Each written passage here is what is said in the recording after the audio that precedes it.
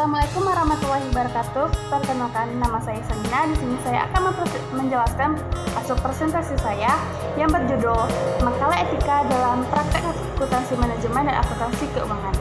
Yang pertama, apa itu etika dalam manajemen keuangan? Etika dalam manajemen keuangan merupakan suatu bidang yang luas dan dinamis. Bidang ini berpengaruh langsung terhadap kehidupan setiap orang dan organisasi yang terkait. Ada banyak bidang yang dapat dipelajari, tetapi jumlah besar peluang karir tersedia di bidang keuangan yang menyerahkan prinsip-prinsip keuangan dengan sebuah organisasi atau perusahaan untuk menciptakan dan mempertahankan nilai melalui pengambilan keputusan.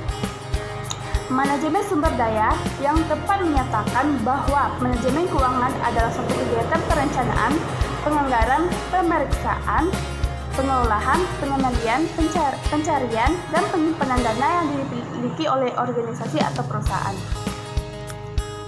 Selanjutnya, rumusan masalah.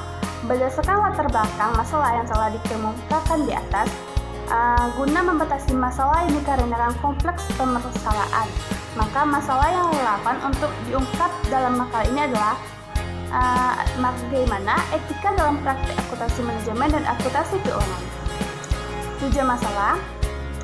Berdasarkan identifikasi masalah tersebut, maksud dan tujuan dari penulisan makalah ini adalah untuk mengetahui etika dalam praktik akuntansi manajemen dan akuntansi keuangan.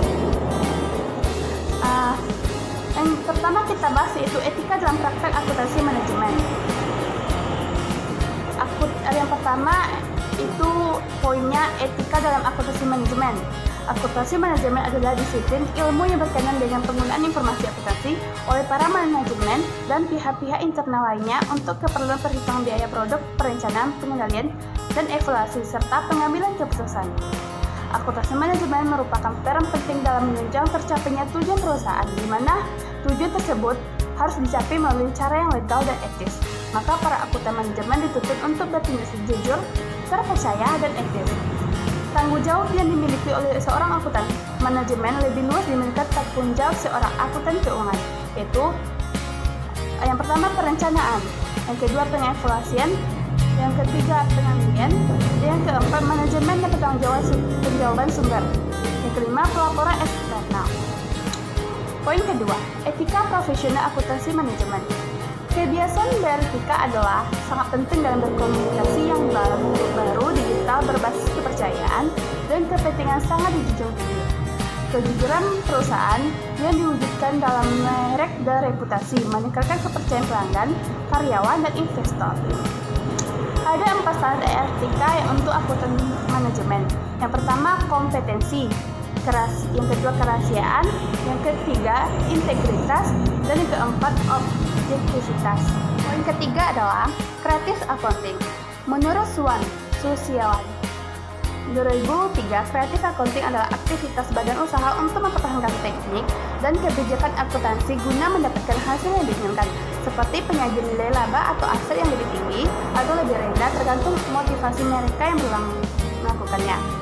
Yang poin keempat itu whistleblowing. Itu merupakan tindakan yang dilakukan oleh seorang atau beberapa orang karyawan untuk membocorkan kecurangan baik dilakukan oleh perusahaan atau atasan kepada pihak lain. Pihak yang dilaporkan ini bisa saja atasan yang lebih tinggi ataupun masyarakat luas. Whistleblowing terbagi dalam 2 macam, yaitu yang internalnya. Hal ini terjadi ketika seorang atau beberapa orang karyawan mengetahui kecurangan yang dilakukan oleh karyawan lain atau kepala bagiannya, kemudian melaporkan kecurangan itu kepada pihak perusahaan yang lebih tinggi. Contohnya, kecurangan yang dilakukan karyawan lain yang di dalam memanipulasi laporan keuangan perusahaan demi kepentingan pribadi. Kedua, yang eksternalnya, itu menyangkut kasus di mana seorang pekerja mengetahui kecurangan yang dilakukan perusahaannya, lalu membocorkan kepada masyarakat karena dia tahu bahwa kecurangan itu akan merugikan masyarakat. Contohnya, ada pembuangan limbah yang dilakukan perusahaan atau pabrik ke pemukiman masyarakat, sehingga membahayakan kesehatan warga. Yang kedua, etika dalam praktik akuntansi keuangan. Apa itu akuntansi keuangan? Akuntansi keuangan merupakan bidang akuntansi yang mengkhususkan fungsi dan aktivitasnya pada kegiatan pengelolaan data akuntansi dari suatu perusahaan atau penyusunan laporan keuangan untuk memenuhi kebutuhan berbagai pihak, yaitu pihak internal maupun eksternal. Seorang akuntan keuangan bertanggung jawab untuk menyusun laporan keuangan dari perusahaan secara internal dan membuat laporan keuangan yang sesuai dengan karakteristik kualitatif laporan keuangan. Yaitu pertama, perilaku profesi akuntan. Profesi akuntan dalam akuntan keuangan memegang rasa tanggung jawab yang lebih tinggi kepada publik. Tindakan akuntansi yang tidak benar tidak hanya akan merusak bisnis, tetapi juga merusak auditor perusahaan yang tidak mengungkapkan salah tadi. Kode etik yang kuat dan tingkat kepatuhan terhadap etika dapat menyebabkan kepercayaan investor sehingga mengarah kepada hal yang kepastian dan memerlukan hal yang keamanan bagi para investor. Yang kedua, kode etik IAI. Kode etik Ikatan Akuntan Indonesia atau IAI dimaksud sebagai panduan dan aturan bagi seluruh anggota, baik yang berpraktik sebagai akuntan publik, bekerja di lingkungan dunia usaha pada instansi pemerintah maupun di lingkungan dunia pendidikan dalam pemenuhan tanggung jawab profesionalnya. Kedua, kode etik Ikatan Akuntan Indonesia terdiri dari 3, yaitu prinsip etika, yang kedua aturan etika investasi, dan ketiga aturan etika.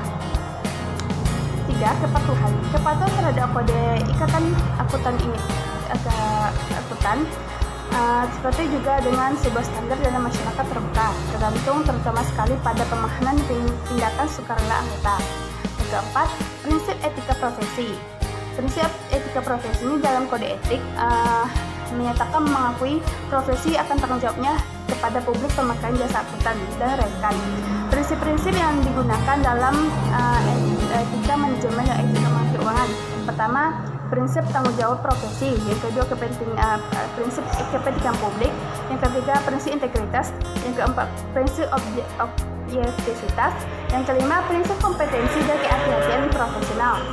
Yang keenam adalah prinsip kerahasiaan. Yang ketujuh adalah prinsip perilaku profesional. Dan yang ke-8, prinsip standar teknis. Yang kelima, kode perilaku profesional. Tugas ini diharapkan dari seorang profesional, yaitu mempertahankan, memiliki kompetensi dalam bidang keahlian, objektivitas dalam melakukan pelayanan, integritas dalam menangani klien, konfidensial sehubungan dengan permasalahan klien, disiplin atas anggota yang tidak menjalani tugas sesuai dengan standar yang diharapkan, mampu mengembangkan tugas yang diamankan oleh masyarakat, memiliki formal yang baik, dan memiliki kejujuran. 6. Kecurangan, yaitu adalah kesenjangan atau atas salah pernyataan terhadap suatu kebenaran atau keadaan yang disembunyikan dari sebuah fakta material yang dapat mempengaruhi orang lain untuk melakukan perbuatan atau tindakan yang merugikan. Biasanya merupakan kesalahan, namun dalam beberapa kasus memungkinkan merupakan suatu kejahatan. Terhadap 4 faktor pendorong seorang melakukan kecurangan. Yang pertama adalah keserakahan, yaitu kedua kesempatan, yang ketiga kebutuhan, dan yang keempat pengungkapan. Kecurangan yang mungkin terjadi tersebut dapat dicegah antara lain dengan cara membangun struktur pengendalian inter yang baik. Yang kedua, mengefektivitas aktivitas pengendalian. Yang ketiga, meningkatkan kultur organisasi. Yang keempat, mengefektivitas fungsi internal audit. Yang kelima, menciptakan struktur pengajian dan wajar dan pantas. Yang keenam, mengadakan protasi dan kewajiban bagi pegawai untuk mengambil hak cuti. Yang ketujuh, memberikan sanksi yang tegas kepada melakukan kecurangan. Yang kedelapan, membuat program bantuan kepada pegawai yang dapat kesulitan baik dalam keuangan maupun keuangan keuangan. Jadi kesimpulan yang dapat kita ambil dari materi saya ini adalah akuntan manajemen adalah disiplin ilmu yang berkaitan dengan penggunaan informasi akuntan oleh para manajemen dan pihak-pihak internal lainnya untuk keperluan perhitungan biaya produk, perencanaan, pengendalian dan evaluasi, serta pengambilan keputusan. Sedangkan akuntansi keuangan merupakan bidang akuntan yang mengkhususkan fungsi dan aktivitas pada kegiatan pengelolaan data akuntan dari sebuah perusahaan dan penyusunan laporan keuangan untuk memenuhi kebutuhan berbagai pihak, yaitu pihak internal maupun eksternal. Tujuan dibuatnya laporan keuangan adalah untuk alat pertanggungjawaban manajemen, juga sebagai bahan pertimbangan yang mendukung dalam pengambilan keputusan. Pentingnya kejujuran dalam membuat laporan keuangan. Hal tersebut bukan hanya penting sebagai tanggung jawab perusahaan terhadap publik maupun investor. Sekian presentasi saya. Wassalamualaikum warahmatullahi wabarakatuh.